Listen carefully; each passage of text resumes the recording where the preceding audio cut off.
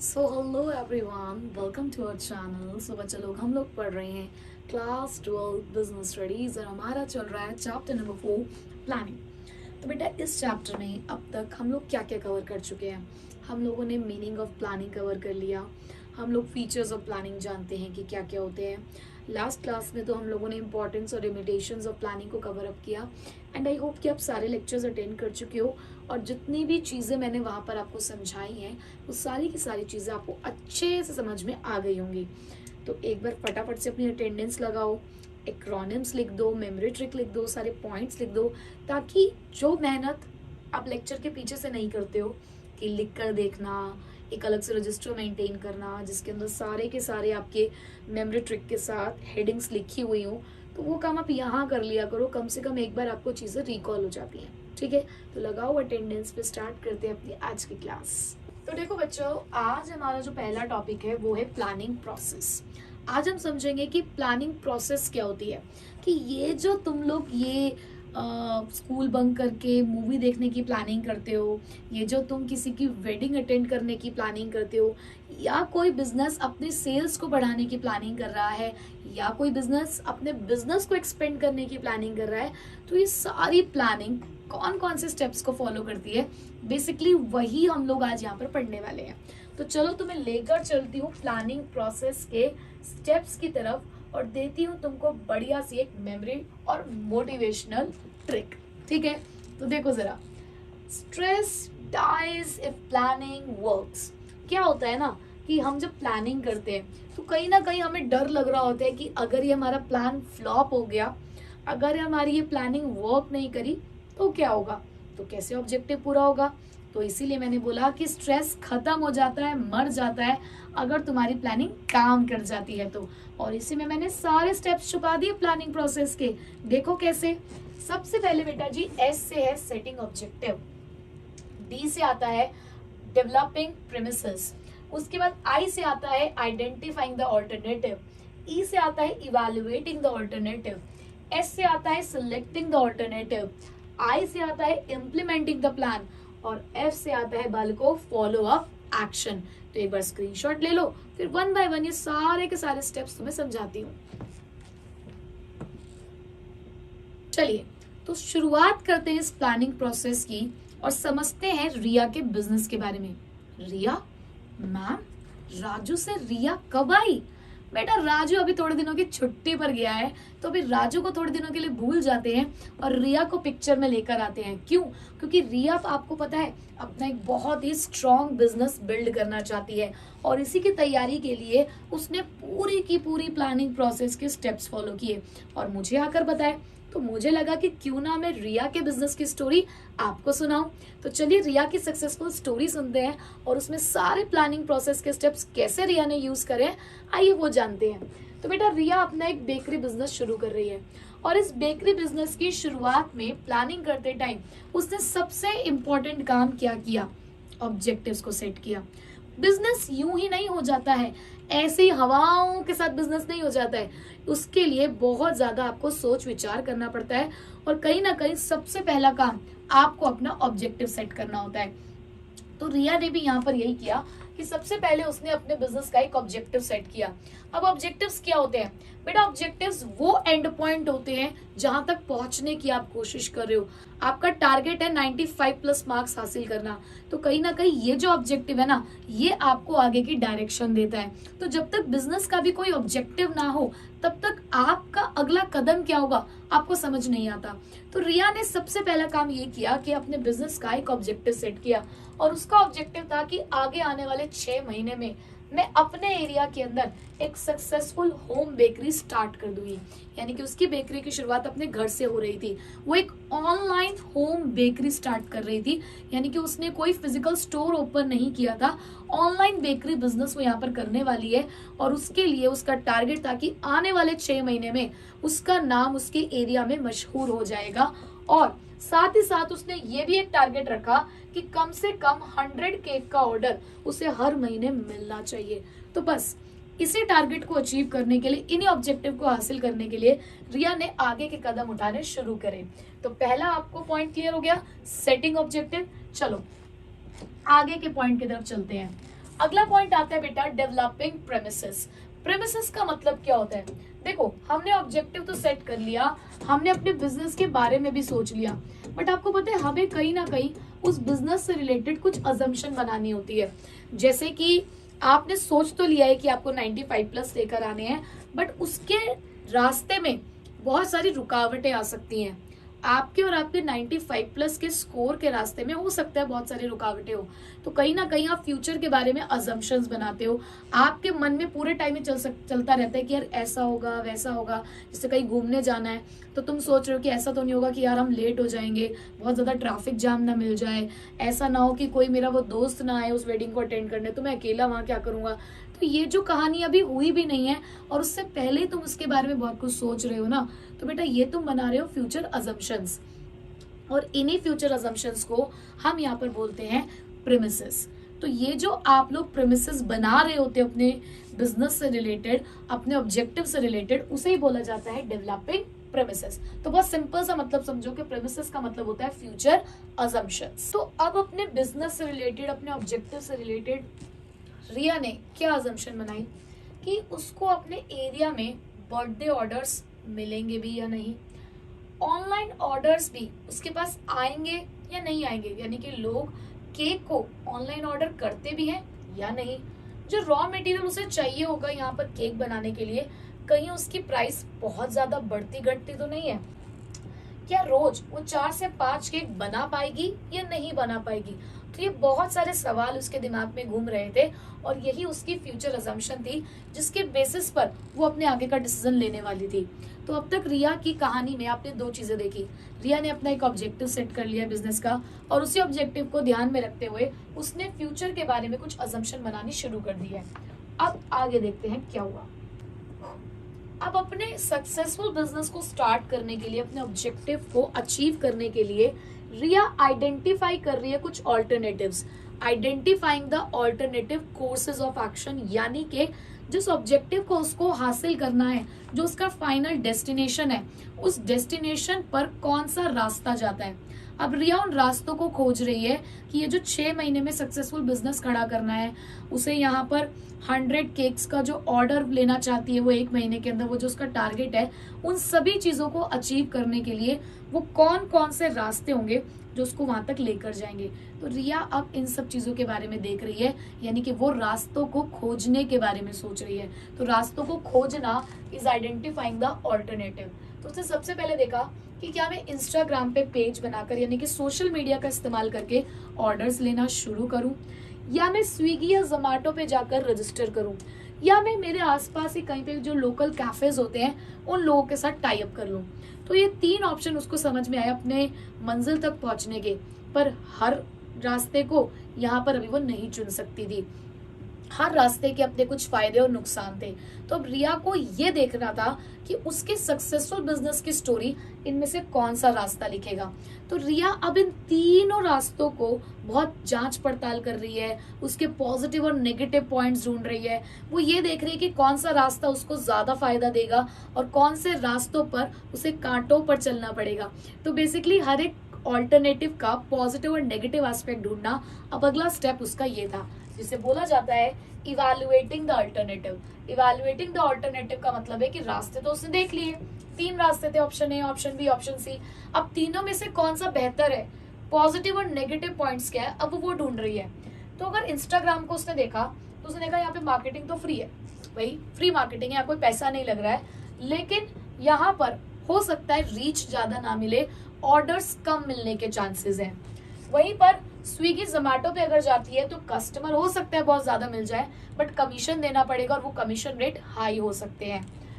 तीसरा, कैफेज के साथ अगर टाई अप करेगी तो रेगुलर ऑर्डर तो मिलते रहेंगे, लेकिन यहाँ पर प्रॉफिट मार्जिन बहुत कम दिख रहा है। तो उसने तीनों ही ऑल्टरनेटिव्स को इवैल्यूएट कर लिया है, पॉजिटिव और नेगेटिव पॉइंट्स निकाल कर रख दिए हैं। अब देखते हैं वो क्या फैसला लेती है। तो अब आया बेटा उसके फैसले की घड़ी, यानी कि सिलेक्टिंग द ऑल्टरनेटिव। और जब भी हम सिलेक्टिंग द ऑल्टरनेटिव की बात करते हैं तो वो ऑल्टरनेटिव सिलेक्ट किया जाता है which is most profitable, feasible with least negative consequences. यहां पर रिया उस रास्तों पर चलेगी जो उसके लिए सबसे फायदेमंद होंगे, जिसके नेगेटिव पॉइंट्स कम दिख रहे होंगे और जो उसके लिए मोस्ट सुटेबल होगा फिलहाल, क्योंकि अभी उसने नया नया बिजनेस शुरू किया है, तो जो उसके लिए तीनों में से बेस्ट रहेगा वो उसको यहाँ पर सिलेक्ट करने वाली है। तो सारे एनालिसिस को करने के बाद उसको ये लगा कि फिलहाल अभी इंस्टाग्राम और व्हाट्सएप के साथ स्टार्ट करते हैं। फ्री में हो रहा है सब कुछ काम, बहुत ज्यादा कॉस्ट नहीं लगेगी, बहुत ज्यादा इन्वेस्टमेंट नहीं है, फ्री में मार्केटिंग हो रही है, कोई बात नहीं, स्टार्टिंग में ऑर्डर्स कम भी मिलेंगे तो कोई नहीं, अच्छा बिजनेस होगा तो लोग शेयर करेंगे, तो हो सकता है बिजनेस स्केल अप हो जाए। तो यहाँ उसने इंस्टाग्राम यानी कि सोशल मीडिया को चुना अपने बिजनेस को शुरू करने के लिए, और उसने सोचा कि कल को अगर बिजनेस अच्छा हो जाता है तो उसके बाद स्विगी और जोमेटो के साथ भी हम रजिस्ट्रेशन करा लेंगे। ठीक है, तो सिलेक्ट कर लिया ऑल्टरनेटिव। अब ये तो पता चल गया कि किस रास्ते पर चलना है, अब उस रास्ते पर चलने की तैयारी भी करनी है। भाई पता तो चल गया कि ये वाले रास्ते से हम लोगों को जाना है अपने डेस्टिनेशन पे, पर उसकी तैयारी भी तो करनी पड़ेगी। तो तैयारी करने के लिए क्या क्या किया, उसने अपने इंस्टाग्राम पे एक बिजनेस पेज बनाया, पूरा अपना मेन्यू डिजाइन किया, केक की फोटोज वगैरह अपलोड कर दिए हैं, पैकिंग वगैरह कैसी होगी ये सब चीज़ों के बारे में उसने सारी चीज़ों को करना शुरू कर दिया है, और ऑर्डर लेने शुरू कर दिए, यानी कि पूरी डिटेल उसने डाल दी है ताकि अब उसका बिजनेस शुरू हो जाए। पर क्या सिर्फ इतने से ही काम चल जाएगा? क्या सिर्फ इस तरीके से अपने प्लान के ऊपर वर्क करना, इम्प्लीमेंटिंग द प्लान का मतलब होता है putting the plan into action. क्या आप एक्शन में तो आ गए हो, आपने अपने प्लान को वर्केबल करने के लिए काम तो शुरू कर दिया है, बट क्या आपका वो प्लान सही तरीके से चल रहा है या नहीं चल रहा है, इसको कौन चेक करेगा? अब तक आपने मंजिल हासिल नहीं करी है, आप चल पड़े उस रास्ते पे। तो उसके लिए क्या किया उसने पहले ये देखा कि कौन से ऐसे केक हैं जो सबसे ज्यादा डिमांड किए जा रहे हैं, किस केक के ऑर्डर ज्यादा आ रहे हैं, कस्टमर का फीडबैक क्या जा रहा है, कस्टमर क्या रेट कर रहा है केक को, या क्या उन्हें कमी दिख रही है, प्लस डिलीवरी अपडेट्स क्या है, यानी कि कितने टाइम में हम डिलीवरी कर पा रहे हैं, क्या डिलीवरी से रिलेटेड कोई इशू तो नहीं आ रहा, कोई कंप्लेन तो नहीं आ रही। ये सारी की सारी चीजें वो टाइम टू टाइम चेक करती है, मॉनिटर करती है, रिव्यू करती है कि अगर कुछ चेंज करने की जरूरत हो तो चेंज किया जाएगा, क्योंकि अगले 6 महीने में बिजनेस को सक्सेसफुल करना है। तो समझ आई रिया की कहानी? तो रिया ने किस तरीके से सारे स्टेप्स को फॉलो किया। चलो अब थोड़ा डिटेल में बुक से समझते हैं कि ये सारी प्लानिंग प्रोसेस क्या है। तो सबसे पहला पॉइंट था हमारे पास setting objective. So the first and the foremost step in setting objective, तो पहला स्टेप ये होता है हमारा ऑब्जेक्टिव्स को सेट करना। Every organization must have certain objective, हर ऑर्गेनाइजेशन के अपने कुछ ऑब्जेक्टिव्स होने चाहिए। Objective may be set for the entire organization and each department और unit within the organization. तो ऑब्जेक्टिव हर एक डिपार्टमेंट, हर एक यूनिट के लिए आप सेट कर सकते हो। ऑब्जेक्टिव्स, अब देखो इसकी डेफिनेशन है यहाँ पर कि ऑब्जेक्टिव्स क्या होते हैं। So objectives or goals specify what the organization wants to achieve. तो जब कोई एक ऑब्जेक्टिव सेट किया जाता है तो ये पता चलता है कि एक ऑर्गेनाइजेशन क्या चाहता है। जैसे रिया का ऑब्जेक्टिव था कि उसे 6 महीने में अपना सक्सेसफुल बिजनेस बनाना था, उसे 1 महीने में कम से कम 100 केक के ऑर्डर चाहिए थे, तो वो क्या चाहती है वो उसने अपने ऑब्जेक्टिव से बताया। तो इसी तरीके से ऑब्जेक्टिव ये बताते हैं कि एक कंपनी क्या चाहती है। जैसे कि एक कंपनी चाह रही है कि मैं अपनी सेल को 20% से बढ़ा दूं, तो ये उसके पूरे ऑर्गेनाइजेशन का ऑब्जेक्टिव हो सकता है। ठीक है, अब ऑब्जेक्टिव क्या कहते हैं? Objective should be stated clearly for all the departments, unit and employees. और जो भी आप ऑब्जेक्टिव सेट करो उसके बारे में आपके सभी एम्प्लॉयज, आपके सभी डिपार्टमेंट, आपके सारी यूनिट्स को पता होना चाहिए।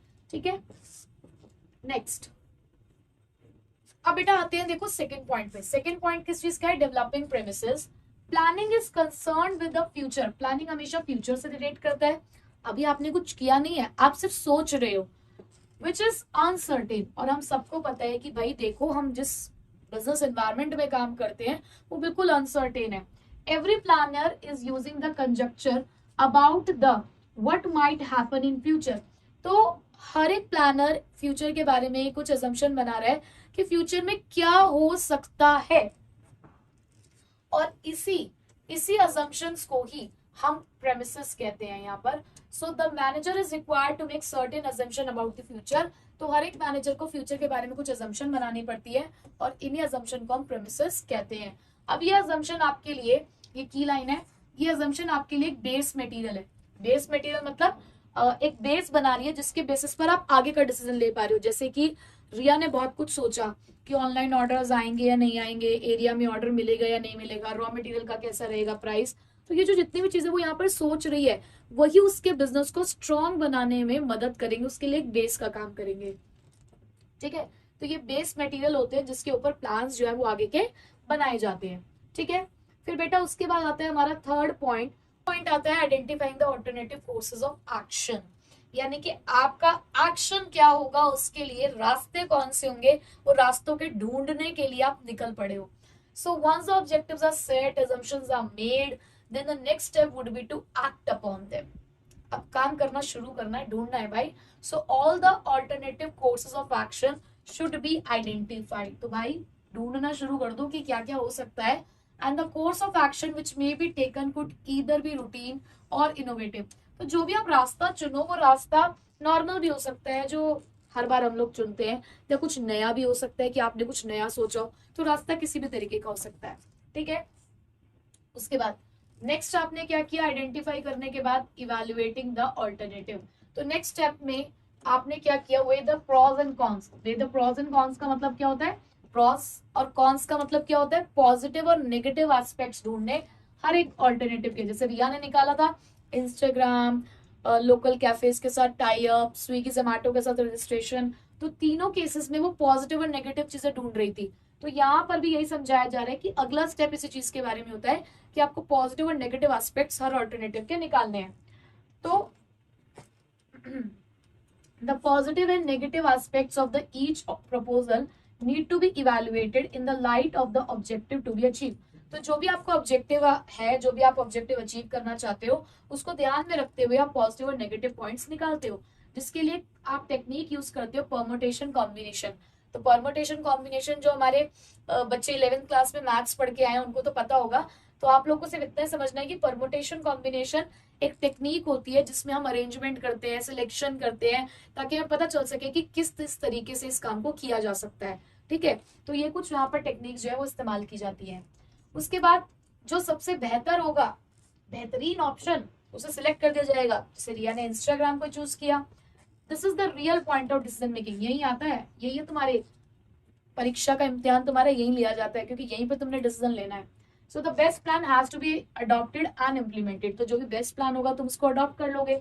द आइडियल प्लान कैसा होना चाहिए, देखो आइडियल प्लान के कैरेक्टरिस्टिक्स हैं, most feasible, profitable, with least negative consequences. एक ऐसा प्लान जो आपके लिए सबसे ज्यादा सुटेबल है, फायदेमंद है, जिसके नेगेटिव पॉइंट्स कम है, आप उसको यहाँ पर सिलेक्ट कर लोगे। ठीक है, उसके बाद सिलेक्शन करने के बाद क्या करना होता है बेटा, सिलेक्शन करने के बाद आप यहाँ पर क्या करते हैं, इम्प्लीमेंटिंग द प्लान। यहाँ अब आप अपने प्लान को इम्प्लीमेंट कर दोगे। इम्प्लीमेंट का मतलब क्या होता है, putting the plan into action. So this is the step where the other managerial functions also came into the picture. तो यहाँ पर आप बाकी सारे फंक्शंस को भी कहते हो कि आओ आओ तुम्हारा काम शुरू हो गया है। So this step is concerned with putting the plan into the action, that is doing what is required। कि जिस चीज की जरूरत है अब वो काम करना, is putting the plan into action। कि अब बेटा आप लोगों को इसके ऊपर काम करना शुरू करना पड़ेगा, जो जरूरत है अब वो काम करना हमें पड़ेगा। ठीक है, नेक्स्ट, अब जैसे कि इसमें एग्जाम्पल लिखा हुआ है that if there is a plan to increase the production then more labor, more machinery will be required। कि अगर आपका प्लान था कि आपको प्रोडक्टिविटी बढ़ानी है तो आप ज्यादा मशीनें लगाओगे, ज्यादा लेबर रखना शुरू करोगे ताकि आप अपने टारगेट तक पहुंच पाओ। चलो काम करना शुरू कर दिया। अब फॉलो अप एक्शन।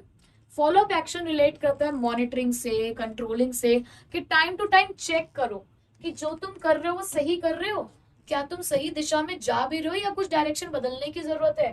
सो देखो, to see whether the plans are being implemented and activated, to see whether the plans are being implemented and activities are performed according to the schedule, it is also a part of planning process। तो जैसा सोचा था वैसे हो भी रहा है या नहीं हो रहा, उन सभी चीजों को यहाँ पे चेक करना पड़ता है। So monitoring of the plan is equally important to ensure that the objectives are achieved. तो आपके ऑब्जेक्टिव्स पूरे हो पाए इसके लिए मॉनिटरिंग, यानी कि टाइम टू टाइम, जैसे कि आप 95+ पे जा रहे हो या नहीं जा रहे हो, इसके लिए जरूरी है कि आप अच्छे से यूटी दो, हाफ ईयरली एग्जाम दो, फिर प्री बोर्ड एग्जाम्स दो, ताकि आपको पता चले कि जो आपने टारगेट सोचा हुआ है आप वहां तक जा भी रहे हो या नहीं जा रहे हो। तो खुद को मॉनिटर करना बहुत जरूरी है कि अगर आपको ये नहीं पता होगा कि आप अपने ऑब्जेक्टिव्स के कितने पास और कितनी दूर, तो कहाँ से सुधार कर रहे होगा। जब गलती नहीं पता चलेगी तो सुधार कैसे होगा। ठीक है, तो इसीलिए फॉलो अप एक्शन बहुत जरूरी होता है। ठीक है, तो ये थी बेटा हमारी प्लानिंग प्रोसेस, जिसमें हमने कहा stress dies if planning works. तो सबसे पहले ऑब्जेक्टिव सेट करो, उसके बेसिस पर फ्यूचर की एजम्पशन बनाओ, फिर अपने ऑब्जेक्टिव को अचीव करने के लिए ऑल्टरनेटिव्स ढूंढो। ऑल्टरनेटिव ढूंढने के बाद उनमें चेक करो कि सबके पॉजिटिव और नेगेटिव पॉइंट्स क्या हैं। जिसके पॉजिटिव पॉइंट्स ज्यादा दिखे, जो आपको सबसे प्रॉफिटेबल दिखे, नेगेटिव पॉइंट्स कम हो, उसको सिलेक्ट कर लो। सिलेक्ट करने के बाद उसके ऊपर काम करना शुरू करो। काम करते करते बीच में चेक करते रहो कि सब कुछ सही चल रहा है या नहीं चल रहा है। तो प्लानिंग प्रोसेस क्लियर, तो थम्स अप कर देना कि यस मैम, प्लानिंग प्रोसेस हमें क्लियर है। तो चलिए अब पढ़ते हैं टाइप्स ऑफ प्लान के बारे में। अब टाइप्स ऑफ प्लान की अगर बात करूं बेटा, तो ये प्लान अलग अलग तरीके के होते हैं। मतलब आप समय के हिसाब से अलग अलग प्लान बनाते हो।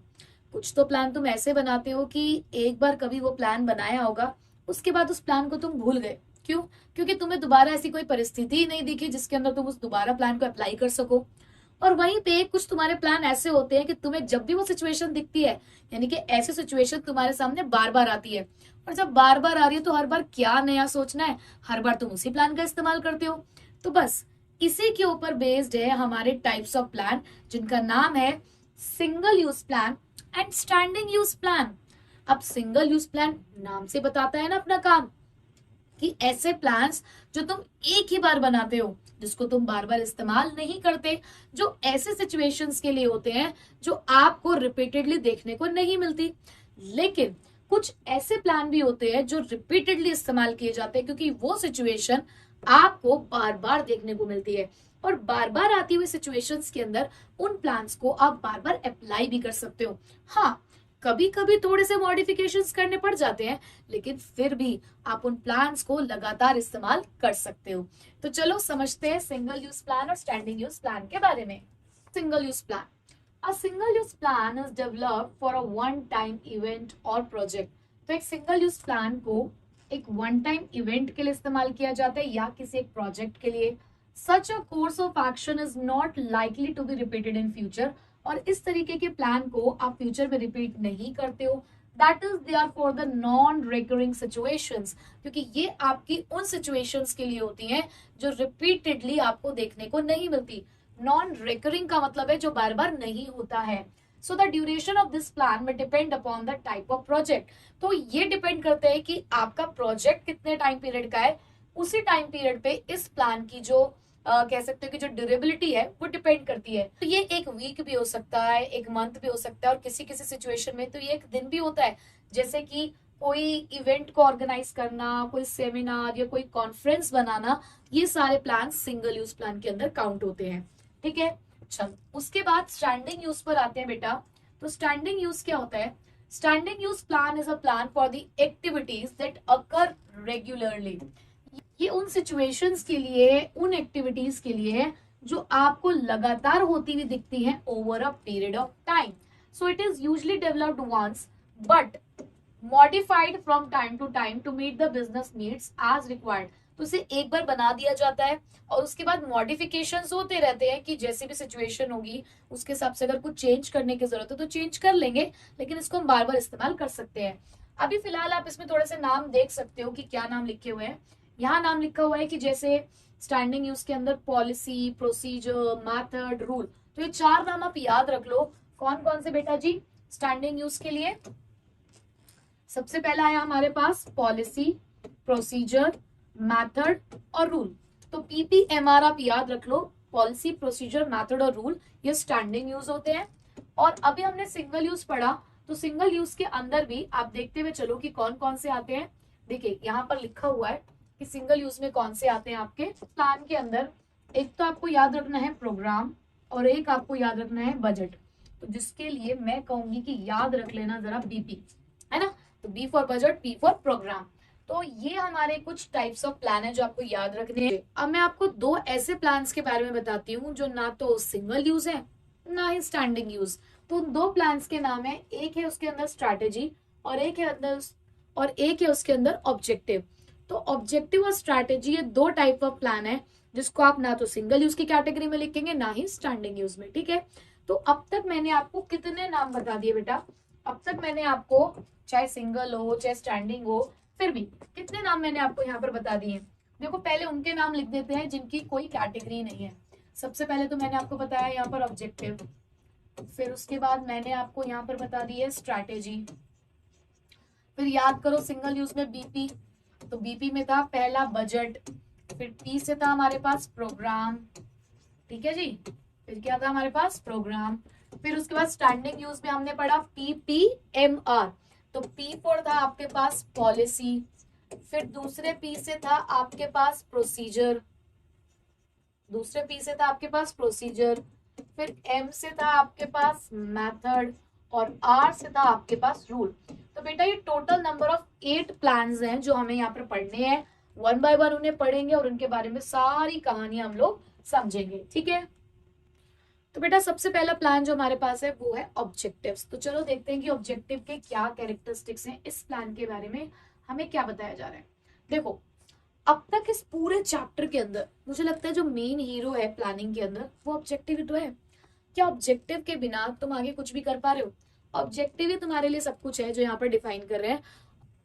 चलो ऑब्जेक्टिव को थोड़ा सा समझाती हूँ कि देखो आप अभी यहाँ पर हो, आपने अभी आप क्लास 12th के अंदर हो और आपने एक प्लानिंग कर ली है कि आपको यहाँ पे 95 प्लस चाहिए, यहाँ पहुंचने तक आपको 95 प्लस चाहिए। ये वो दिन है जिस दिन आप अपना बोर्ड एग्जाम देने जाओगे और उस बोर्ड एग्जाम को देते ही तुम्हें पता चल जाएगा कि तुम्हारे कितने मार्क्स आने वाले हैं और वो 95 प्लस आने चाहिए। तो आज आप यहाँ पर हो, कल को आपको यहाँ तक पहुंचना है, तो ये वो एंड पॉइंट है कि आप यहाँ तक पहुंचना चाहते हो। आज आप जो भी प्लानिंग कर रहे हो, जो भी अपना एक ऑब्जेक्टिव सेट कर रहे हो, वो आपको ये बता रहे हैं कि आपको कहाँ तक पहुंचना है, आप किस चीज को हासिल करने की कोशिश कर रहे हो। तो बेटा ऑब्जेक्टिव को डिफाइन किया जाता है ऐसे ही, that these are the end, इनको एंड बोला जाता है क्योंकि एंडिंग पॉइंट ही तो है, कि फाइनल डेस्टिनेशन ही तो है जहां तक तुमको पहुंचना है। तो these are defined as the ends which the management seeks to achieve by its operation. जैसे हर एक व्यक्ति यहाँ कोशिश करेगा अचीव करने की अपने काम से। आज आप जो पढ़ाई कर रहे हो, आप जो स्ट्रगल कर रहे हो, आप जो मेहनत कर रहे हो, वो चीजें आप क्यों कर रहे हो? क्योंकि आपको यहाँ तक पहुंचना है। मान लो यहाँ पे कुछ है ही नहीं तो तुम कुछ भी करो, जैसे कि बहुत सारे बच्चे कर रहे हैं जिन्होंने कुछ सोचा ही नहीं है कि उनको कहाँ तक जाना है, कितने मार्क्स हासिल करने हैं, मतलब कुछ भी उन्होंने अब तक एक एम सेट नहीं किया, एक ऑब्जेक्टिव सेट नहीं किया। तो वही मैंने जैसे पहले ही बताया था, गो विद द फ्लो वाली कहानी चल रही है। बट जिन बच्चों ने सोच लिया है अपने आगे के सपने को, अपने फ्यूचर को उन्होंने कहीं ना कहीं इमेजिन कर लिया है, अपने ड्रीम को उन्होंने यहाँ पर इमेजिन कर लिया है, तो उस ड्रीम को हासिल करने के लिए काम कर रहे हैं। तो ऑब्जेक्टिव आपको वो ही दिखाते हैं कि तुम्हें वहां तक पहुंचना है, ये है वो एंड पॉइंट कि जो भी तुम आज कर रहे हो इसको करते हुए तुम वहां तक पहुंच जाओगे, ठीक है। So an objective simply stated is what you would like to achieve, that is the end result of the activity. कि आज जो तुम मेहनत कर रहे हो ये किस चीज के लिए कर रहे हो, अंत में तुम्हें क्या चाहिए उसके लिए आज तुम यहाँ पर मेहनत कर रहे हो, ठीक है। सो फॉर एग्जाम्पल एक ऑर्गेनाइजेशन अपनी सेल को 10% से बढ़ाना चाहता है, रेट ऑफ इन्वेस्टमेंट के ऊपर रिटर्न ऑन इन्वेस्टमेंट जा रहा है 20% की, तो कहीं ना कहीं ये उसके ऑब्जेक्टिव है, ये उसके एंड पॉइंट है जहां तक उसको पहुंचना है। उसके बाद जो आपके ऑब्जेक्टिव होते हैं ना, वो आपके टॉप लेवल मैनेजमेंट के थ्रू सेटअप किए जाते हैं। टॉप लेवल आपके ऑर्गेनाइजेशन में टॉप, मिडल, लोअर 3 लेवल होते हैं। खुद बताओ ना, तुम्हारा स्कूल है, तुम्हारे स्कूल में कब छुट्टी होगी, कब छुट्टी नहीं करेंगे, कब हाफ डे करेंगे, कब कौन सी एक्टिविटी कराएंगे, आपके स्कूल की टाइमिंग क्या रहेगी, ये कौन डिसाइड कर रहा है? ये आपके स्कूल के एडमिन डिसाइड कर रहे हैं। वो जो टॉप लेवल, वो जो एसी के कमरों में बैठते हैं ना, जिनके अपने अपने कैबिन बने हुए हैं, जिनके आने जाने का कोई वक्त नहीं है, अपनी मर्जी से आते हैं अपनी मर्जी से जाते हैं, ये वो लोग डिसाइड करते हैं। तो ऑब्जेक्टिव्स कौन सेट करता है? Top level management. They focus on the broad general issues, और बहुत ही मुद्दों की बात होती है यहाँ पर, यानी कि मेन चीजों के बारे में यहाँ पर बात होती है। They define the future state of affairs which the organization tries to realize. अब यहाँ पर अफेयर्स देख के खुश मत हो जाना कि हमारे फ्यूचर अफेयर्स के बारे में बता रहे हैं, गया तुम्हारा दिमाग वहां पर। तो बेटा future state of affair organization के हैं कि आज ऑब्जेक्टिव सेट किया है, कल को कहाँ तक पहुंच पाएंगे, किस चीज को हासिल करने की कोशिश करनी है, तो सब ऑब्जेक्टिव से पता चल रहा है। They serve as a guide for the overall business planning, और ओवरऑल आपको क्या प्लानिंग करनी है उसके लिए आपके गाइडेंस का काम करेगा। जैसे कि आपके टॉप लेवल ने डेट शीट निकाल दी मिड टर्म एग्जाम की, यानी कि हाफ ईयरली की डेट शीट निकल गई, सभी टीचर्स को मिल गई, सभी बच्चों को मिल गई, तो अब उस मिड टर्म के लिए तैयारी सबको करनी है। देखो टीचर्स को क्वेश्चन पेपर्स बनाने हैं, आपका सिलेबस कंप्लीट करना है, आपको रिवीजन कराना है, तो वो उसकी तैयारी करना शुरू करेंगे, अपनी प्लानिंग करेंगे। आपको एग्जाम देना है, अपना सिलेबस टाइम से कंप्लीट करना है, आपको भी अपनी प्रिपरेशन करनी है, तो आप अपनी पढ़ाई की तैयारी करोगे। तो आपके लिए गाइडेंस का काम किया ना उस डेट शीट ने, जो प्लानिंग उन्होंने डेट शीट देकर करी, उसने आपके लिए गाइडेंस का काम किया। ठीक है, चलो तो ऑब्जेक्टिव समझ में आ गया क्या होता है। पर ऑब्जेक्टिव की एक बहुत खास बात है, ऑब्जेक्टिव को आप ऐसे ही नहीं कहोगे कि मुझे तो अच्छे मार्क्स लेकर आने हैं, मुझे बढ़िया नंबर लेकर आने हैं, मेरे पास खूब सारे पैसे हैं, बहुत सारी सेल्स होनी चाहिए। इनकी कोई प्लेस नहीं है हमारे बिजनेस में, इनमें से किसी भी चीज को हम ऑब्जेक्टिव नहीं कहेंगे। हमारा ऑब्जेक्टिव हमेशा स्पेसिफिक टर्म्स में होना चाहिए, यानी कि मेजरेबल होना चाहिए, क्वांटिटेटिव टर्म्स में होना चाहिए। जैसे उन्होंने लिखा कि सेल्स 10% से बढ़ानी है, रिटर्न ऑन इन्वेस्टमेंट 20% से चाहिए। जैसे मैं तुम्हें कभी ये नहीं कहती अच्छे नंबर लेकर आओ, मैं आपको हमेशा 95+ बोलती हूँ, एक टर्म दे रही हूँ, स्पेसिफिक टर्म कि यहाँ तक पहुंचना है। ठीक है, so that is in the form of return statement of the desired result, जिसको हम एक रिटर्न स्टेटमेंट में यहाँ पे बनाएंगे कि हमारा डिजायर्ड रिजल्ट क्या है with in the given time period. तो जैसे कि मैं आपसे यहाँ पर कह रही हूँ कि आपको कितने मार्क्स हासिल करने हैं, आप अपने आप को आने वाले 5 साल में कहाँ देखना चाहते हो, आप अपने आप से क्या एक्सपेक्ट कर रहे हो बोर्ड एग्जाम में, तो बेटा जहां पे भी आप पढ़ते हो या जिस जगह पर भी आपकी ज्यादा नजर जाती है वहां पर लिखकर चिपका दो रिटर्न स्टेटमेंट की फॉर्म में। कितने टाइम पीरियड में तुम उस चीज को हासिल करना चाहते हो वो लिख दो, वो मैनिफेस्ट कर दो। मैं तो कहती हूँ फिर से इस वीडियो के अंदर भी लिख दो, बहुत सारे बच्चों ने प्रीवियस वीडियो में लिखा, तुम फिर से इस वीडियो में लिख दो, ताकि तुम्हें लगे बार बार तुम्हारे दिल में ये आए कि नहीं यार ये मुझे हासिल करना है। ठीक है, तो ये होता है ऑब्जेक्टिव। तो ओवरऑल ऑब्जेक्टिव से हमने क्या निकाला, ये एंड पॉइंट्स होते हैं जिसको हम लोग अपने काम से पूरा करने की कोशिश करेंगे, इन्हें टॉप लेवल मैनेजमेंट बनाते हैं, ये हमारे फ्यूचर स्टेट ऑफ अफेयर्स को बताते हैं, ये हमारे लिए गाइडेंस का काम करते हैं, मतलब गाइडलाइन के लिए यूज किए जाते हैं ताकि हम ओवरऑल बिजनेस प्लानिंग कर सके। ये सभी डिपार्टमेंट्स के देखो अलग अलग भी हो सकते हैं, ये भी आप लिख सकते हो पॉइंट, इन्हें स्पेसिफिक टर्म्स में लिखना चाहिए, यानी कि एक ऐसा term, numeric term, quantitative term जिसको मेजर किया जा सकता हो। ठीक है, समझ आ गया ऑब्जेक्टिव वाले प्लान क्या होता है।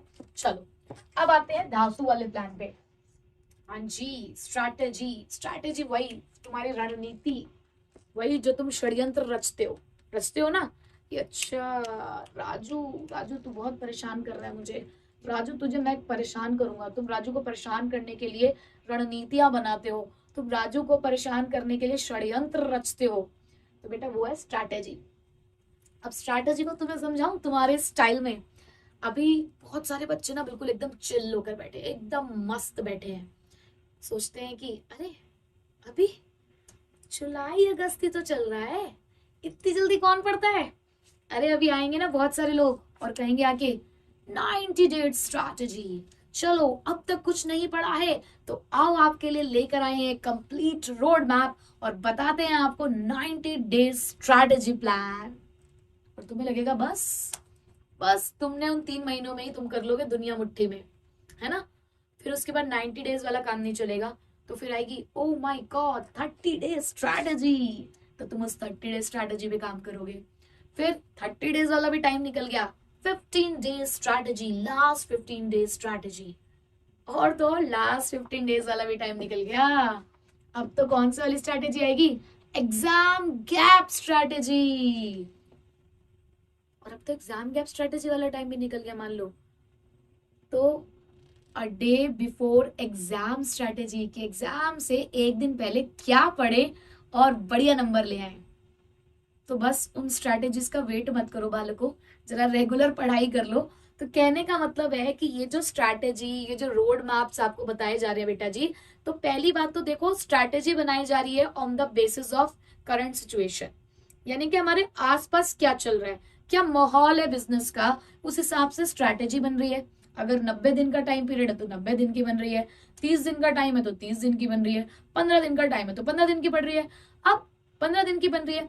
अब ऐसा तो नहीं है ना कि तुम्हारे एग्जाम में बचे ही 10 दिन है और मैं 30 दिन की स्ट्रैटेजी बना रही हूँ, तो काहे बात की स्ट्रैटेजी, फिर पेपर में ही 10 दिन बचे हैं। तो बेटा यहाँ पर जो स्ट्रैटेजी बनाई जाती है ना, वो इन्वायरमेंट को ध्यान में रखकर बनाई जाती है। आपको टाइम टू टाइम इन्वायरमेंट को एनालिसिस करना पड़ता है, आपको time to time business environment को एनालिसिस करना पड़ता है, उसको देखना पड़ता है, कंसिडर करना पड़ता है जब भी आप कोई स्ट्रैटेजी बनाते हो। और देखो कोई भी स्ट्रैटेजी ना अभी की नहीं है, यहाँ पर हर स्ट्रैटेजी आपको बहुत आगे लेकर जा रही है, आपको फ्यूचर के बारे में सोचने में मजबूर कर रही है। तो जितनी भी स्ट्रैटेजी की मैं यहाँ पर बात कर रही हूँ वो सभी चीजें आगे के लिए, फ्यूचर के लिए, एक लॉन्ग टर्म डिसीजन है आपके लिए। तो यही चीज को बेस बनाते हुए अब स्ट्रैटेजी को दिमाग में रखो और समझो कि स्ट्रैटेजी क्या कहती है। देखो, इट ऑल्सो रेफर्स टू, एक second, it refers to the future decision. तो यहाँ पर कीवर्ड क्या है हमारे लिए, future decision, defining the organization direction, जहां पे ऑर्गेनाइजेशन की डायरेक्शन को दिखाया जाएगा, and scope in the long run. ये ध्यान रखना कि स्ट्रैटेजी लंबे समय के लिए बनाई जाती है, स्ट्रैटेजी आज और कल के लिए नहीं बनाई जा रही है, स्ट्रैटेजी आपके बिजनेस को आगे तक ले जाने के लिए बनाई जाती है। आप बहुत आगे की सोच रहे होते हो जब आप स्ट्रैटेजी बनाते हो, तो ठीक है। तो स्ट्रैटेजी के अंदर क्या है कीवर्ड्स, ये फ्यूचर डिसीजंस हैं जो आपके ऑर्गेनाइजेशन की डायरेक्शन दिखा रहे हैं और लंबे समय का स्कोप है यहाँ पर, ठीक है। तो ये बात समझ में आ गई। उसके बाद एक और कीवर्ड आया, स्ट्रैटेजी एक कॉम्प्रिहेंसिव प्लान है, छोटी मोटी चीज नहीं है ये, इसके अंदर कुछ और भी बातें हैं जो तुम्हें ध्यान रखनी है। और वो ऐसी 3 बातें हैं कि अगर आप स्ट्रैटेजी बना रहे हो तो स्ट्रैटेजी आपके गोल्स को अचीव करने में मदद करती है, लेकिन कॉम्प्रिहेंसिव है, मेहनत करनी पड़ेगी, थोड़ा सा डिफिकल्ट है। क्यों? क्योंकि इसके अंदर 3 डायमेंशन होते हैं। पहला डायमेंशन तो ये कि तुम्हें स्ट्रैटेजी बनानी क्यों है, क्या है तुम्हारा ऑब्जेक्टिव। तुम देख रहे हो 90 डेज स्ट्रैटेजी, तो कोई ऑब्जेक्टिव होगा ना, क्या है तुम्हारा वो लॉन्ग टर्म ऑब्जेक्टिव, पहले वो डिसाइड करो, फिर उसको कैसे अचीव करोगे। अब उस स्ट्रैटेजी वो तुम्हें क्या दे रहे होते हैं, वो एक प्रॉपर एक टाइम टेबल देते हैं कि देखो इस दिन ये पढ़ना, ये वाला चैप्टर पढ़ना, ये वाला टॉपिक पढ़ना, ठीक है। तो एक कंप्लीट प्लानर आपके सामने होता है। तो आपको यहाँ पर भी अपने ऑब्जेक्टिव को डिसाइड करने के बाद एक particular course of action adopt करना है। उसके बाद आप ये ऑब्जेक्टिव अचीव कैसे करोगे, उसके लिए तुम्हें कुछ रिसोर्सेज चाहिए होंगे, तो रिसोर्सेज को एलोकेट करना ये आपका दूसरा काम है कि पहले अपना ऑब्जेक्टिव सेट कर लो, बता दिया 90 दिन के अंदर ये काम करना है। फिर उसके बाद कैसे करना है, उसके लिए आपको टाइम टेबल मिल गया, यानी कि आपने एक ऑल्टरनेटिव कोर्स सिलेक्ट कर लिया। कैसे करोगे, कहाँ से पढ़ोगे, किस तरीके से पढ़ोगे, तो वो भी उन्होंने बता दिया कि रिसोर्स क्या है। तो यहाँ पर रिसोर्सेज को बांटना वो हमारा तीसरा डायमेंशन हो जाता है, ताकि आप उस ऑब्जेक्टिव को पूरा कर सको। And whenever a strategy is formulated, जब भी कोई स्ट्रैटेजी बनाई जाती है, बिजनेस एनवायरनमेंट को ध्यान में रखा जाता है, बिजनेस एनवायरनमेंट को कंसिडर किया जाता है, ठीक है। तो यहाँ तक की बात समझ में आ गई कि स्ट्रैटेजी क्या है। तो सम अप कर देती हूँ कि स्ट्रैटेजी का मतलब होता है कि जहां पर आप फ्यूचर डिसीजन ले रहे हो, ऑर्गेनाइजेशन की डायरेक्शन पता चल रही है लंबे समय के लिए, बिजनेस एनवायरनमेंट को हमेशा ध्यान में रखना है क्योंकि चीजें बदलती रहती हैं, कॉम्प्रिहेंसिव प्लान है, कोई आसान नहीं है, 3 चीजों का ध्यान रखना है। पहले अपना लॉन्ग टर्म ऑब्जेक्टिव देखोगे, फिर उसको अचीव करने के लिए कोई कोर्सेज ऑफ एक्शन यहाँ पर अडॉप्ट करोगे, फिर तीसरा रिसोर्सेज बांटना शुरू करोगे, ठीक है। यहाँ तक डन। अब इसका एक एग्जाम्पल अगर हम लोग देखें तो देखो यहाँ पर एक एग्जाम्पल है हमारे पास कि एक कंपनी की मार्केटिंग स्ट्रैटेजी की बात हो रही है। एक कंपनी मार्केटिंग करने जा रही है, तो उसने अपनी मार्केटिंग स्ट्रैटेजी देखो क्या बनाई कि पहले तो उसने ये सोचा कि मेरे कस्टमर कौन होंगे, डिमांड कैसी होगी मेरे प्रोडक्ट की, ठीक है, चैनल ऑफ डिस्ट्रीब्यूशन कैसे बांटूंगी लोगों के बीच में अपना प्रोडक्ट, क्या प्राइसिंग पॉलिसी रखूंगी, कैसे एडवर्टाइज करूंगी अपने प्रोडक्ट के लिए। तो ये सारी चीजें जो वो सोच रहा है ना कंपनी का मैनेजर, ये कंपनी जो चीजों के बारे में सोच रही है, उसका मार्केटिंग मैनेजर जो सोच रहा है वो उसकी मार्केटिंग स्ट्रैटेजी है, ठीक है। तो समझ आ गया ऑब्जेक्टिव और स्ट्रैटेजी क्या होते हैं। चलो बच्चा पार्टी, अब नेक्स्ट देख लेते हैं। नेक्स्ट है हमारे पास पॉलिसी। अभी तक ऑब्जेक्टिव में हमने ये पढ़ लिया कि ऑब्जेक्टिव तो वो एंड पॉइंट्स हैं जिसको अचीव करने की हम लोग कोशिश कर रहे हैं। Objectives are the end points, मतलब वो तो देखो आखिरी मंजिल है हमारी जहां तक हमें पहुंचना है, बट उस मंजिल तक पहुंचने के लिए भी बीच में बहुत सारी प्लानिंग करनी पड़ती है, बहुत सारे प्लान्स बनाने पड़ते हैं, उनके ऊपर वर्क करना पड़ता है, जिसमें से एक प्लान अभी थोड़ी देर पहले हम लोगों ने डिस्कस किया स्ट्रैटेजी के नाम से कि स्ट्रैटेजी क्या होती है। स्ट्रैटेजी तो हमारे लिए उन ऑब्जेक्टिव्स तक पहुंचने के लिए फ्यूचर डायरेक्शन है, वो हमारे लिए एक रास्ता बना रहा है, वो हमें एक रास्ता दिखा रहा है कि देख भाई तुझे वहां तक पहुंचना है ना, तो वहां तक पहुंचने के लिए तुम्हारा फ्यूचर डायरेक्शन क्या है, तुम्हारा पर्सपेक्टिव क्या रहेगा, तुम्हें क्या करना पड़ेगा, किस तरीके से सोचना पड़ेगा, कैसे इन्वायरमेंट को चेक करना पड़ेगा, स्ट्रैटेजी तुम्हें वो सारी बातें बता रही है। अब पॉलिसी क्या है? अब देखो स्ट्रैटेजी तो सिचुएशन के हिसाब से बनेगी, स्ट्रैटेजी बिजनेस एनवायरनमेंट को देखकर बनेगी जो हर बार बदलेगी, हर बार बदलती रहेगी। लेकिन जब मैं पॉलिसी की बात करूंगी तो हम लोगों ने बहुत बार सुना है कि हमारी ये पॉलिसी है, हमारे बिजनेस की ये पॉलिसी है, हमारी कंपनी की ये पॉलिसी है, बट वो पॉलिसी क्या बता रही होती है? वो पॉलिसी आपको कुछ ऐसी बातें बता रही होती है जो कॉमन होती है, जो आपको अपने बिजनेस एक्शंस को परफॉर्म करते टाइम फॉलो करना होता है। जैसे कि बहुत सारी दुकानों के बाहर आपने लगा हुआ देखा होगा, आज नगद कल उधार। अब इसका सीधा सा मतलब क्या है कि वो कैश में डील करते हैं बाबा, वो क्रेडिट अलाउड ही नहीं करते। यानी कि उस बिजनेस की ये पॉलिसी है कि वो उधार में सामान नहीं बेचते हैं।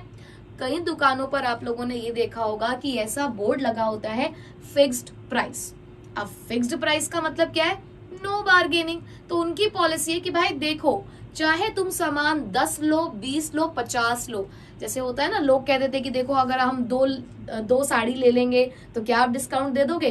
तो भैया ने कहा कि देखो मैडम, फिक्स्ड प्राइस लगा है, दो क्या आप 10 साड़ी भी लोगी तब भी प्राइस फिक्स ही रहेगी, कोई बार्गेनिंग नहीं होने वाली है। ऐसी हमारी पॉलिसी है, क्योंकि हमने अपने प्राइस जो है वो रीजनेबल रखे हुए हैं कि आपको बार्गेनिंग करने की जरूरत ही नहीं पड़ेगी। तो ये उनकी पॉलिसी हो गई।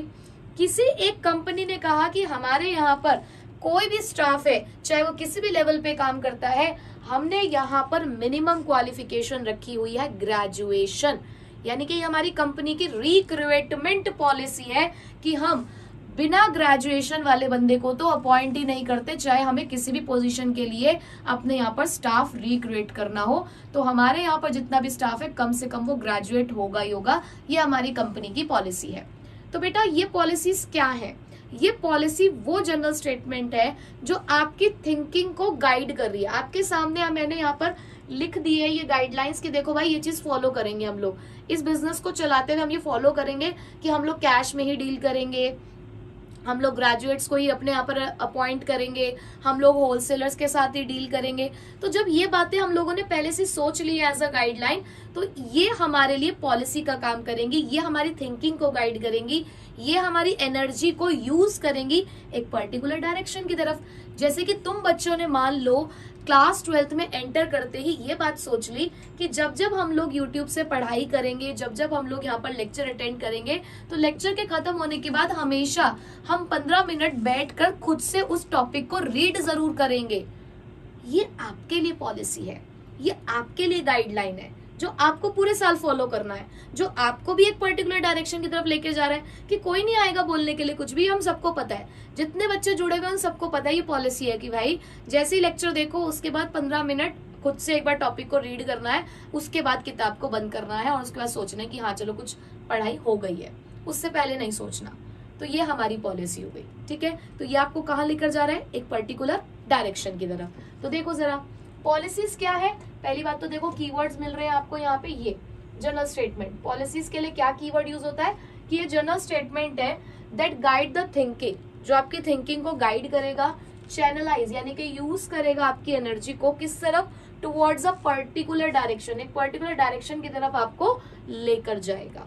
समझ आ गया यहाँ तक? अब जैसे कि यहाँ पर आपको दिख रहा होगा कि शुड अ कंपनी मेक और buy its requirement of packages, transport service, printing of stationery, water and power supply and other item. मतलब ये कंपनी सोच रही है, देखो एक कंपनी ने ऐसा करने के बारे में सोचा है। How should the vendor be selected for procuring the supplies, हम किस तरीके से वेंडर्स को सिलेक्ट करेंगे सप्लाई लेने के लिए। How many supplier should a company make purchase from, कितने सप्लायर से हम लोग यहाँ पर सामान को खरीदेंगे। What is the criteria for choosing the supplier. हम जब कोई सप्लायर चूज करते हैं तो क्या क्राइटेरिया, क्या दिमाग में रखते हैं। जैसे तुम कोई एक शर्ट पसंद करते हो तो शर्ट को पसंद करते टाइम तुम्हारे माइंड में क्या होता है कि उसका कलर अच्छा लगना चाहिए, प्राइस रीजनेबल होनी चाहिए, स्टफ अच्छा होना चाहिए, मतलब क्या माइंड में होता है आपके। तो ऐसे हम एक सप्लायर चूज करने जा रहे हैं तो क्या देखेंगे कि रॉ मटेरियल की क्वालिटी अच्छी हो, या वो हमें ज्यादा टाइम का क्रेडिट अलाउड कर दे, या फिर सस्ते में सामान बेच दे। तो क्या क्राइटेरिया हम लोग फॉलो करेंगे अपने सप्लायर को चूज करने का, तो वो हमारी पॉलिसी बन जाती है। ठीक है, और देखो जरा पॉलिसी के बारे में कुछ बातें, बहुत सारी बातें हैं। पॉलिसी तो बहुत इंपॉर्टेंट है भाई, देखो जरा कितनी सारी बातें हैं पॉलिसीज के बारे में। यहाँ देखो अब क्या लिखा हुआ है, यहाँ लिखा हुआ है कि they are guides to the managerial action and decision in the implementation of strategy. कि कल को अगर आपको अपनी स्ट्रैटेजी को भी इम्प्लीमेंट करना होगा, उसके ऊपर भी काम करना होगा, तो ये उस टाइम पर भी आपके लिए गाइडेंस की तरह वर्क करेंगी ये पॉलिसीज। ठीक है, जैसे कि उन्होंने कहा द कंपनी में हैव अ रिक्रूटमेंट पॉलिसी। जैसे मैंने अभी आपको समझाया कि किसी कंपनी की रिक्रूटमेंट पॉलिसी हो सकती है कि वो कितने क्वालिफिकेशन के लोगों को अपने यहाँ पर अपॉइंट करते हैं। ठीक है, उसके बाद प्राइसिंग पॉलिसी हो सकती है कि हम कैश में डील करेंगे, हम क्रेडिट अलाउड नहीं करेंगे। तो ये भी एक तरीके से कोई कंपनी की पॉलिसी हो सकती है। ठीक है, अब पॉलिसी ना हर लेवल, हर डिपार्टमेंट के अंदर होती है, जो रेंज करती है from the major to minor. Major policy से लेकर माइनर पॉलिसीज तक हमारे पास होती है। जो मेजर पॉलिसीज होती है वो सबके लिए होती है। मेजर पॉलिसीज को सबको फॉलो करना होता है, सबको, चाहे आप एक कस्टमर हो, क्लाइंट हो, कंपिटिटर हो, एक्सेट्रा, सबको, यानी कि बाहर वालों को भी फॉलो करना है उन मेजर पॉलिसीज को। लेकिन जो माइनर पॉलिसीज होती हैं वो सिर्फ जो आपकी कंपनी के अंदर काम करने वाले लोग हैं ये उनके लिए होती हैं, जिसके अंदर छोटी से छोटी डिटेल्स और इन्फॉर्मेशन जो होती है वो भी वहां पर लिखी होती है। ठीक है, policy define the broad parameters within which a manager may function. ये इंपॉर्टेंट लाइन है, ये एक इंपॉर्टेंट लाइन है। इसमें लिखा है policy define the broad parameter. अब इसको मैं कैसे समझाती हूँ आपको। देखो, पॉलिसी ने ये बता दिया कि भाई देखो यहाँ पर मैं एक लाइन खींच देती हूँ, ये बाउंड्री है, इसको क्रॉस नहीं करना, इसके अंदर रह के ही आपको सारा काम करना है। ठीक है भाई, मम्मी ने आपको कहा कि बेटा देखो ये स्कूटी की चाबी है, लेकिन ये स्कूटी की चाबी तुम सिर्फ इस, अब ये जो हमारी गली है ना, इस गली के एंड तक ले जा सकते हो। हम तुम्हें स्कूटी की चाबी दे रहे हैं, आप स्कूटी चलाओ, कोई दिक्कत वाली बात नहीं है, लेकिन स्कूटी चला सिर्फ अपनी अपनी गली के अंदर सकते हो। अगर तुमने गली क्रॉस कर दी ना बेटा, अगर तुमने गली क्रॉस कर दी तो फिर देखना क्या होगा तुम्हारा, फिर तुम सोच लेना तुम्हारा क्या होगा। तो बस उसी तरीके से पॉलिसी तुम्हारे लिए वो ब्रॉड पैरामीटर सेट कर देता है विद इन विच, जिसके अंदर रहकर एक मैनेजर को काम करना है। यानी कि आपके सामने आपका एक दायरा सेट हो गया, एक बाउंड्री सेट हो गई है, जिसके अंदर रहकर ही आप अपना काम करोगे। ठीक है, तो पॉलिसी आई होप कि आप सभी बच्चों को समझ में आ गई होगी। ठीक है, अब आते हैं बेटा प्रोसीजर पे। प्रोसीजर, अरे बताओ भाई, सीयूईटी का फॉर्म भरना होता है, उसका प्रोसीजर क्या होता है? सीयूईटी का फॉर्म भरने का प्रोसीजर क्या है? तो ये जो तुम यहाँ पे शब्द इस्तेमाल कर रहे हो प्रोसीजर, ये क्या है, क्या होता है, ये क्या पूछना चाह रहे हो? भाई एक बात बताओ, सीयूईटी का एग्जाम जब आप देने जाते हो उससे पहले तुम्हें कुछ काम करना पड़ता है या नहीं करना पड़ता? सोचो, पहले एक फॉर्म फिल करना होता है, उसके अंदर न जाने कितने सारी क्वेश्चंस के आंसर देने पड़ते हैं, यानी कि कितनी सारी डिटेल्स आपको प्रोवाइड करनी पड़ती हैं। फिर उसके बाद कभी वो कॉलेज प्रेफरेंस पूछेंगे, फिर पता नहीं क्या क्या आपसे इन्फॉर्मेशन मांगेंगे। लेकिन ये सारा काम वो एक ही बारी में नहीं करते, ये सारा काम चलता है स्टेप बाय स्टेप, कि पहले ये होगा, फिर ये होगा, फिर ये होगा, फिर ये होगा, और आपको उन स्टेप्स को उसी सीरियल में फॉलो करना पड़ता है। ऐसा तो नहीं है कि पहले तुम कह दो एनटीए से कि एनटीए तुम भी तो अपनी मनमानी करते हो, हम भी अपनी मनमानी करेंगे, पहले हम पेपर देकर आएंगे, फिर हम फॉर्म फिल करेंगे, पहले हम ये करेंगे, फिर हम ये करेंगे। तुम ऐसा तो नहीं कर सकते, तुम्हें उनके उस प्रोसेस को फॉलो करना पड़ेगा, या अगर अब मैं इनकी लैंग्वेज में बोलूं तो तुम्हें उस प्रोसीजर को फॉलो करना पड़ेगा। और देखो, तुमसे सीयूईटी का एग्जाम दिलवाने के लिए उन्होंने जो भी प्रोसीजर सेट किया होगा वो इन एडवांस सेट किया होता है ना, तो इसलिए प्रोसीजर प्लान का पार्ट है। तो प्रोसीजर क्या है, अब तो समझ में आ गया होगा प्रोसीजर क्या है। तो बेटा प्रोसीजर कुछ सिक्वेंशियल स्टेप्स होते हैं। सिक्वेंशियल स्टेप्स का मतलब होता है कि ऐसे प्रोसेस, ऐसे स्टेजेस, ऐसे स्टेप्स जिसको आपको सीक्वेंस में फॉलो करना पड़ता है, जिसको आप ब्रेक नहीं कर सकते, ये क्रोनोलॉजिकल स्टेप्स होते हैं जो आपको वन आफ्टर वन परफॉर्म करने पड़ते हैं किसी भी टास्क को कंप्लीट करने के लिए।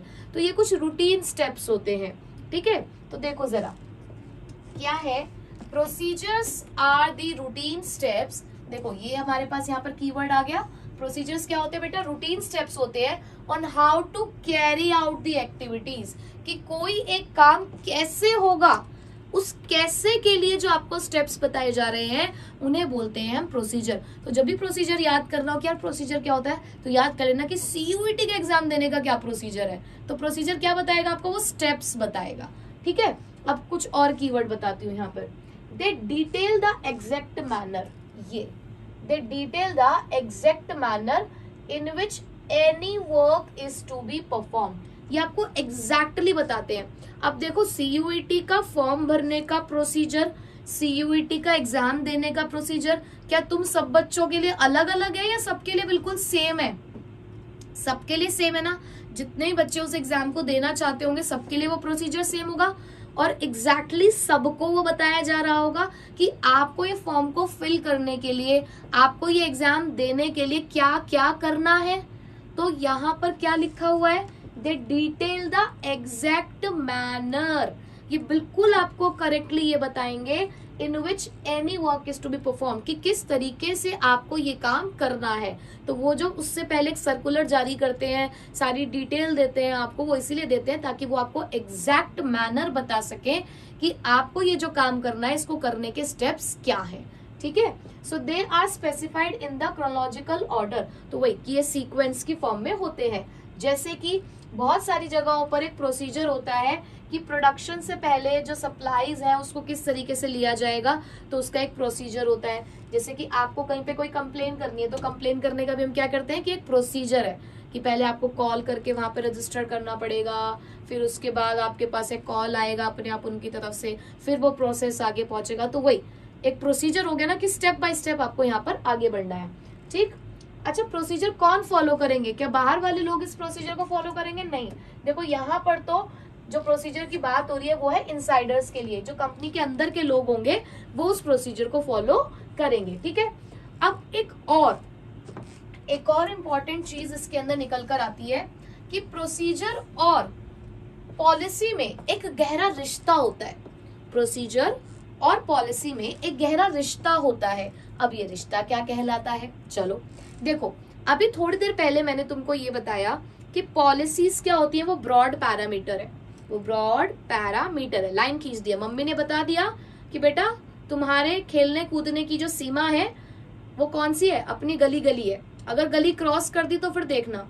तो यानी कि तुम उस गली के अंदर रहकर ही जो काम कर रहे हो ना, और अगर उसी काम को एक प्रोसीजर की फॉर्म में कर रहे हो तो बेटा वही तुम्हारा रिश्ता बन गया है पॉलिसी और प्रोसीजर के बीच में। तो पहले मैं लाइन पढ़ती हूँ, देखो फिर तुम्हें बिल्कुल क्लियर हो जाएगा। Policies and procedures are interlinked, उन्होंने कहा एक दूसरे से जुड़े हुए होते हैं। कैसे? Procedures are the steps to be carried out within a broad policy framework, कि प्रोसीजर तो वो स्टेप्स होते हैं जो हम अपने ब्रॉड पॉलिसी फ्रेमवर्क में फॉलो करते हैं। कि भाई आपने वो हमारे लिए दायरा सेट कर दिया कि हमारे लिए दायरा क्या है, कहाँ रहकर हमें काम करना है, और काम जो हम कर रहे हैं, जो स्टेप्स हम फॉलो कर रहे हैं वो उस दायरे के अंदर रहकर ही कर रहे हैं। भाई आपने हमें बता दिया, मम्मी ने बता दिया स्कूटी चलानी है, स्टेप बाय स्टेप स्कूटी चलानी है, लेकिन कहाँ तक चलानी है? सिर्फ गली के एंड तक, गली क्रॉस नहीं करनी है। तो यहाँ पे यही बात लिखी हुई है कि पॉलिसी और प्रोसीजर एक दूसरे से जुड़े हुए हैं। कैसे? कि प्रोसीजर तो वो स्टेप्स हैं जो आप पॉलिसी की जो गाइडलाइंस आपको मिली है उसके अंदर रहकर आप फॉलो कर रहे होते हो, ठीक है। समझ गए ना इस बात को? चलो अब बेटा आगे बढ़ते हैं। नेक्स्ट है अब हमारे पास इसके अंदर मेथड। अब तो छोटे छोटे बच्चे बस हमारे प्लान। अब नेक्स्ट आते हैं मेथड पे। मेथड क्या होता है? हम बोलते हैं ना इस काम को करने का ये मेथड है, उस काम को करने का वो मेथड है। मतलब मेथड क्या है? मेथड का मतलब हो गया तरीका, कि हम किसी काम को किस तरीके से कर सकते हैं। जैसे कि मेरे घर पे किसी ने कहा कि गेस्ट आने वाले हैं, आलू गोभी की सब्जी बना दो। तो मैंने देखा बहुत सारे लोगों को आलू गोभी की सब्जी बनाते हुए, क्यों पहले उसको कढ़ाई में तलेंगे, मतलब कढ़ाई में बना रहे हैं कि पहले उसको तलते हैं, फिर दोबारा से उसको छौंकते हैं, फिर बहुत समय लगाकर उसको फिर ढक ढुक के पता नहीं कितनी देर में जाकर वो उस सब्जी को बनाते हैं। अब मैंने कहा अच्छा मेरे पास कितना टाइम है बनाने के लिए? 10 मिनट। मैंने कहा 10 मिनट? 10 मिनट में कढ़ाई में तो नहीं बनेगा, ये वाला मेथड तो आज यूज नहीं हो पाएगा। मैंने कुकर उठाया, सारे इंग्रेडिएंट्स एक साथ डाले, एक विसल बजाई और मैं 10 मिनट में मेरी सब्जी तैयार। तो यहाँ पर मैंने ये वाला मेथड यूज कर लिया। भाई बनी तो सब्जी ही ना, लेकिन मेथड अलग हो गया। तो मेथड जब भी हम सोच रहे होते हैं अपने माइंड में, तो मेथड क्या समझा रहा है आपको? मेथड हमेशा आपको ये समझा रहा है कि उस काम को किस तरीके से किया जा सकता है, राइट। तो यहाँ पर भी देखो बेटा यही है कि मेथड क्या होता है। मेथड प्रोवाइड द, मेथड आपको क्या दे रहा होता है? मेथड आपको दे रहा होता है प्रिस्क्राइब्ड वेज और the manner in which a task has to be perform considering the objective, यानी कि अपने ऑब्जेक्टिव को ध्यान में रखते हुए मेथड के अंदर आपको ये बताया जाता है कि इस काम को करने के लिए कौन कौन से तरीके हैं आपके सामने, किस तरीकों से आप इस काम को कर सकते हो। The method may vary from task to task, और देखो हर टास्क टू टास्क में जो मेथड है वो अलग अलग हो सकते हैं। Selection of the proper method saves the time, money, effort and increasing the efficiency. अगर आप सही मेथड चूज करोगे तो आपका टाइम भी बचेगा, आपका पैसा भी बचेगा और आपके एफर्ट्स भी सेव होंगे, ठीक है, और आपकी एफिशिएंसी बढ़ जाएगी। अब जैसे कि इसमें एक एग्जांपल है कि हमें ना ट्रेनिंग देनी थी, हमें अपने दो अलग अलग लेवल के लोगों को ट्रेनिंग देनी थी। एक लोअर लेवल के लोग थे, एक मिडिल लेवल के लोग थे। अब दोनों को ट्रेनिंग देने का जो तरीका है वो अलग है। जैसे कि स्कूल में आप लोगों को ट्रेनिंग देना किसी चीज से रिलेटेड और उसी स्कूल में टीचर्स को ट्रेनिंग देना, तो दोनों अलग अलग लेवल पर है, दोनों का माइंड सेट अलग है ना। तो वहां पर जो ट्रेनिंग देने का तरीका होगा वो सेम नहीं हो सकता, वहां ट्रेनिंग के मेथड दोनों के लिए अलग अलग डिजाइन किए जाएंगे। ऐसी कंपनी में भी होता है कि अगर मिडिल लेवल को ट्रेन करना है तो ऑफ द जॉब मेथड होता है। ऑफ द जॉब मतलब कि लेक्चर्स के थ्रू, वर्कशॉप्स के थ्रू उनको समझाया जाता है। वहीं पे अगर लोअर लेवल को हमें कुछ ट्रेनिंग देनी है तो ज्यादातर on the job method use किए जाते हैं कि उनको काम करते करते उन सब चीजों को सिखाया जाता है, ठीक है। तो मेथड का मतलब सिंपल सा यही है कि हमें ये पहले सोचना पड़ेगा कि हमारा ये ऑब्जेक्टिव है और इस ऑब्जेक्टिव को अचीव करने के लिए कौन से वो प्रिस्क्राइब्ड वेज हो सकते हैं जिसकी वजह से ये हमारा टास्क कंप्लीट हो जाएगा, ठीक है। चलो डन। नेक्स्ट आता है बेटा हमारे पास प्रोग्राम। अब प्रोग्राम पता है क्या है? प्रोग्राम सबसे बड़ा प्लान होता है, सबसे बड़ा। हम कहते हैं ना चलो यार आज ये प्रोग्राम बनाते हैं, चलो आज मूवी का प्रोग्राम बनाते हैं। तो बेटा जब आप ये वर्ड बोल रहे हो ना प्रोग्राम, तो प्रोग्राम में सब कुछ है। प्रोग्राम में आपका एक ऑब्जेक्टिव भी है, प्रोग्राम में आपकी कोई स्ट्रैटेजी भी है, प्रोग्राम के अंदर क्योंकि पैसा खर्च होगा थोड़ा सा बजट भी होगा, प्रोग्राम में उस काम को करने का अलग तरीका यानी कि मेथड भी होगा, प्रोसीजर भी होगा, सब कुछ होगा। तो प्रोग्राम को सबसे बड़ा प्लान माना जाता है क्योंकि इसके अंदर सारे के सारे प्लान्स आ जाते हैं। So program are the detailed statement. देखो कीवर्ड आया यहाँ पे। प्रोग्राम क्या होते हैं? डिटेल स्टेटमेंट होते हैं कि अब तक तुमने जितने भी प्लान बनाया ना उन सभी प्लान की एक डिटेल लिस्ट यहाँ पर बनती है। पूरी डिटेल स्टेटमेंट जब हम बना देते हैं तो उस पूरी डिटेल स्टेटमेंट को हम यहाँ पे प्रोग्राम कह देते हैं, ठीक है। क्योंकि यहाँ पर किसी भी प्रोजेक्ट के बारे में, जैसे कि मान लो एक एग्जांपल है इसके अंदर कि हमने प्रोग्राम बनाया एक शॉपिंग मॉल को कंस्ट्रक्ट करने का। तो जब आपने प्रोग्राम बनाया शॉपिंग मॉल को कंस्ट्रक्ट करने का तो उसके अंदर आपके कुछ ऑब्जेक्टिव्स होंगे, पॉलिसी होगी, प्रोसीजर होंगे, रूल्स होंगे, टास्क होंगे, ह्यूमन और फिजिकल रिसोर्सेज भी होंगे जो आपको जरूरत होंगे उस काम को करने के लिए। आपका अपना एक बजट भी होगा ताकि आप अपने काम को आगे लेकर जा पाए। तो ये सारी चीजों की जो डिटेल लिखी जाती है ना जिन स्टेटमेंट में, तो उस स्टेटमेंट को फिर यहाँ पे क्या बोल दिया जाता है? प्रोग्राम। और क्योंकि इसके अंदर सब कुछ लिखा जा रहा है, पूरी डिटेल बनाई जा रही है, तो इसके अंदर छोटी से छोटी डिटेल को भी बाहर निकाल के लेकर आया जाता है, यानी कि हर एक चीज यहाँ पर पूरी इन डेप्थ लिखी जाती है, ठीक है। तो program is the combination of all the plans. क्यों? क्योंकि उन सभी प्लान्स की क्या होती है? Detailed statement. अब आते हैं बच्चा पार्टी आखिरी प्लान पर। आखिरी प्लान है हमारा बजट। अब ये तो हमारे लिए कोई भी एक नया शब्द नहीं है, बजट। बजट के बारे में जब भी हम सोचते हैं तो बजट के बारे में हम सोचते हैं हमारे माइंड में पैसा आ जाता है। पर यहाँ बजट सिर्फ पैसों से रिलेट ही नहीं करेगा, पर बजट आपको यहाँ पे कुछ समझाएगा कि बजट क्या है। बजट का मतलब होता है कि हमारे सामने कुछ ऐसी डिजिट्स हैं जो हमें कंट्रोल कर रही हैं। जैसे कि हम कोई एक अपने यहाँ पर बर्थडे पार्टी ऑर्गेनाइज कर रहे हैं, तो हमने कहा कि भाई देखो हमारा बजट इतना है, हम एक गाड़ी खरीदने के लिए जा रहे हैं, तो हम पहले ये देखेंगे कि हमारे जेब में कितना पैसा है अभी और कितने की गाड़ी हम लोगों को यहाँ पर खरीदनी है। तो हम वहां पर जाकर बताते हैं ना कि हमारा बजट इतना है।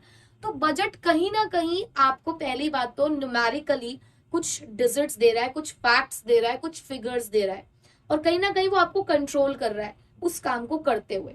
वो आपको एक्सपेक्टेड रिजल्ट के बारे में बता रहा है ना। तो यहाँ पर भी देखो बेटा बजट यही होता है कि बजट भी देखो एक स्टेटमेंट है। हम हमेशा पढ़ते हैं ना कि गवर्नमेंट का बजट आया, गवर्नमेंट का बजट आया, तो गवर्नमेंट बजट में भी क्या लिखा होता है कि किसी भी कंट्री के आने वाले साल के कौन से आने वाले खर्चे होंगे और कौन से उनके आने वाले रेवेन्यूज होंगे। अभी आए नहीं है, अभी आए नहीं है। बजट हम कब का बना रहे हैं? अगले साल का बना रहे हैं ना। तो हम सोच रहे हैं, अभी से हम लोगों ने ये चीजों के बारे में एंटिसिपेट किया है कि वो कितने हमारे एक्सपेंसेस रहेंगे, कितने हमारे रेवेन्यूज रहेंगे। उस चीज को हम लोग जब एक स्टेटमेंट की फॉर्म में उतार रहे हैं तो वो हमारा बजट है। ठीक है, तो देखो यहाँ पर भी क्या लिखा हुआ है, a budget is a statement of expected result. क्या चाह रहे हैं हम क्या रिजल्ट चाह रहे हैं, जब उसको हम एक न्यूमेरिकल टर्म्स में एक्सप्रेस कर देते हैं तो उसको बजट बोला जाता है। And it is a plan which quantifies the future facts and figures. और ये कैसा प्लान है जो आपके फ्यूचर की फैक्ट्स और फिगर्स जो आप रिजल्ट की फॉर्म में चाहते हो उसको क्वांटिफाई करता है। क्वांटिफाई मतलब आपको बता देता है ऑन पेपर कि भाई ये रिजल्ट चाहिए हमें तुमसे। ठीक है, तो बहुत सारे बजट बनते हैं, जैसे कि सेल्स बजट बनता है। तो सेल्स बजट क्या बताता है कि किसी भी एक पर्टिकुलर मंथ में किसी एक एरिया के अंदर हमने मान लिया कि 10,000 की सेल हो जाएगी या 1,000 यूनिट की सेल हो जाएगी। तो ये जो हम पहले से सोचकर चल रहे हैं, तो ये हम बना रहे हैं क्या, अपना सेल्स बजट। ठीक है, चलो देखो जरा अब आगे इसके बारे में और क्या बातें कही गई हैं हमें। Since budget represent all the things in numbers, it becomes easier to compare the actual figures with expected figures and take the corrective action subsequently। क्योंकि यहाँ पे सब कुछ नंबर्स की फॉर्म में है। हमने कहा कि हमने सेल्स बजट बनाया है कि हम 1000 यूनिट एक मंथ में बेच देंगे, पर एक्चुअल में 800 यूनिट ही बिकी। तो इससे कंपैरिजन कर पा रहे हैं कि कितनी कम यूनिट बिकी है, 200 यूनिट कम बिकी है। अब हम उसका रीजन ढूंढेंगे कि भाई 200 यूनिट क्यों कम बिकी, क्या रीजन रहे थे, तो नेक्स्ट टाइम हमें क्या ध्यान रखना है। तो करेक्टिव एक्शन का मतलब ही यही है यहाँ पर कि जब हमें कंपैरिजन करके डेविएशन मिलेगा, एक डिफरेंस मिलेगा, तो उसकी मदद से हम आगे के सही डिसीजन ले पाएंगे। ठीक है, तो एक क्वेश्चन आता है कि क्या बजट एक कंट्रोल डिवाइस है? बिल्कुल कंट्रोल डिवाइस है, क्योंकि देखो यहाँ जब आप ये कंपैरिजन कर पा रहे हो तो आपको अपनी गलती पता चल पा रही है, तो नेक्स्ट टाइम आप उस चीज को कंट्रोल करने की कोशिश करोगे। ठीक है, उसके बाद yes, so budget is also a control device from which the deviations can be taken care of, क्योंकि यहाँ पर आप अपनी गलतियों को सुधार देते हो। But making a budget involves the forecasting। अब क्योंकि बजट आप आज बना रहे हो कल के लिए, प्रिडिक्शन के ऊपर बेस्ड है, फोरकास्टिंग के ऊपर बेस्ड है, तो इसीलिए ये हमारे प्लानिंग का पार्ट है। ठीक है, बजट भी हो गया हमारा कंप्लीट। अब बीच में ना एक प्लान हमारा रह गया है, पता है कौन सा रह गया है? बड़ा इंपॉर्टेंट था यार, वो कैसे रह गया, छुटकू सा था ना इसलिए रह गया, और जिसको तुम कभी फॉलो नहीं करते। रूल बाबा, रूल रूल जिसलिए तुम बोलते ना rules are meant to be broken, है ना, माई लाइफ माई रूल्स। तो लो जी, यहाँ भी पढ़ लो जरा रूल। तो बेटा रूल क्या होते हैं? हम कहते हैं ना आपके स्कूल में कुछ रूल्स होते हैं जिसको तोड़ना आपको बहुत अच्छा लगता है, बट देखो रूल क्या कहता है। रूल ये बताता है आपको कि आप क्या कर सकते हो और क्या नहीं कर सकते हो। सिंपल सी बात। देखो रूल सबसे सिंपल प्लान होता है, क्योंकि ये आपको कुछ स्पेसिफिक स्टेटमेंट देता है, सिंपली बताता है what is to be done, क्या कर सकते हो, ये आपको ये बताता है। They do not allow for any flexibility और डिस्क्रिएशन। बाकी सभी प्लान के अंदर आप कहीं ना कहीं अपने हिसाब से जुगाड़ करके चेंज कर सकते हो, सिचुएशन के हिसाब से बदल सकते हो, लेकिन रूल नहीं बदलना है। देखो अपने हिसाब से ये आपके मैनेजरल डिसीजन को बताएगा कि मस्ट और मस्ट नॉट बी टेकन, क्या एक्शन लिया जा सकता है, क्या एक्शन लिया नहीं जा सकता। सिंपलेस्ट प्लान है क्योंकि यहाँ पे कोई कॉम्प्रोमाइज ही नहीं है। अगर आपने रूल को तोड़ा तो पेनल्टी है, पनिशमेंट है, और अगर आपने फॉलो किया तो अच्छी बात है। तो रूल्स तो सिंपल है, बिल्कुल स्पेसिफिक है कि देखो भाई ये नहीं करना है। जैसे बहुत सारे ऑफिस प्रीमाइसेस के अंदर ये लिखा होता है सिगरेट स्मोकिंग इज प्रोहिबिटेड, है ना। तो यानी कि भाई उन्होंने देखो क्लियर एक बात बोल दी है कि हमारे यहाँ का रूल नहीं है यहाँ पर कि आप धुएं छोड़ते हुए ऑफिस में एंटर कर रहे हो, नहीं भाई ये बिल्कुल अलाउड नहीं है। बहुत सारी जगहों पे लिखा होता है mobile phones are not allowed, है ना, तो उनका रूल है, ठीक है, नहीं अलाउड है वहां पर। तो ये जो सारी चीजें आपको बताई जाती है कि देखो ये नहीं कर सकते हो आप, तो ये उनके रूल्स होते हैं। तो सिंपलेस्ट फॉर्म होती है, बिल्कुल एकदम सिंपल टाइप ऑफ प्लान। ठीक है, तो ये हमारे थे कुछ 8 टाइप्स ऑफ प्लान्स। इनका डिफरेंस आ सकता है, जैसे कि रूल और मेथड के बीच में डिफरेंस आ गया, पॉलिसी और प्रोसीजर के बीच में डिफरेंस आ गया, ऑब्जेक्टिव और स्ट्रैटेजी के बीच में डिफरेंस आ गया। तो डिफरेंस भी आ सकता है, सीधे सीधे ये आपको ऑब्जेक्टिव और स्ट्रैटेजी डिफाइन कर दो 3 नंबर 4 नंबर 6 नंबर में, इस तरीके से भी क्वेश्चन आ सकता है, और केस स्टडी भी। ठीक है, तो ज्यादातर तो वैसे आजकल डायरेक्ट पूछे जा रहे हैं types of plan rather than asking a case study, but वही है, आप अपना क्वेश्चन हर तरीके से प्रिपेयर करो अपने टॉपिक को, ताकि हर तरीके के क्वेश्चन को आप वहां पर अटेम्प्ट कर पाओ। ठीक है, तो आज हम लोगों ने कंप्लीट कर लिया है chapter number 4 planning. I hope कि अब तक के पिछले जितने भी लेक्चर्स हो चुके हैं वो आप देख चुके होंगे। तो आज का लेक्चर कंप्लीट करो, केस स्टडीज के क्वेश्चंस की प्रैक्टिस करो। जल्द मिलेंगे नेक्स्ट चैप्टर नंबर 5 ऑर्गेनाइजिंग के साथ। So till then take care, bye bye.